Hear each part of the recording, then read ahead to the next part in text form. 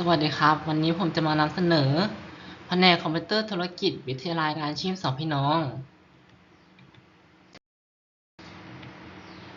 ในปัจจุบันเทคโนโลยีและการ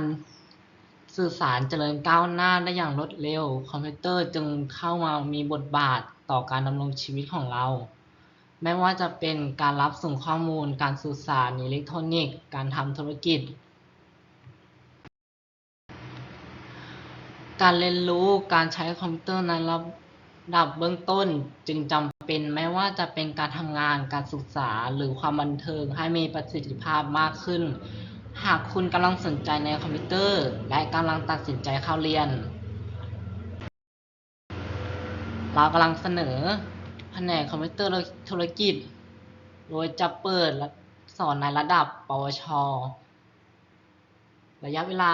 ในการศึกษา3ปี6ภาคเรียนและระดับปวสระยะเวลาในการศึกษา2ปี4ภาคเรียนปวชระยะเวลาในการศึกษา3ปี6ภาคเรียน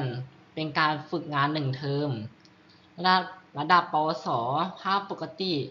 ระยะเวลาในการศึกษา2ปี4ภาคเรียนเป็นการฝึกงาน1เทอมและภาคทวิภาคีระยะเวลาในการศึกษา1ปีฝึกงาน1ปี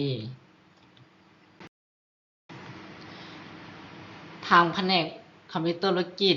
เรียนเกี่ยวกับการออกแบบกราฟิกการสร้างเว็บไซต์การสร้างสื่อสิ่งพิมพ์การสร้างแอปพลิเคชันการเขียนโปรแกรมการสร้างแอนิเมชันเครือข่ายอินเทอร์เน็ตเบื้องต้นอุปกรณ์คอมพิวเตอร์เบื้องต้นการลง Windows และการลงโปรแกรมต่างๆอาชีพหลังการศึกษานักออกแบบกราฟิกนักพัฒนาโปรแกรมเจ้าหน้าที่คอมพิวเตอร์ในหน่วยงานต่าง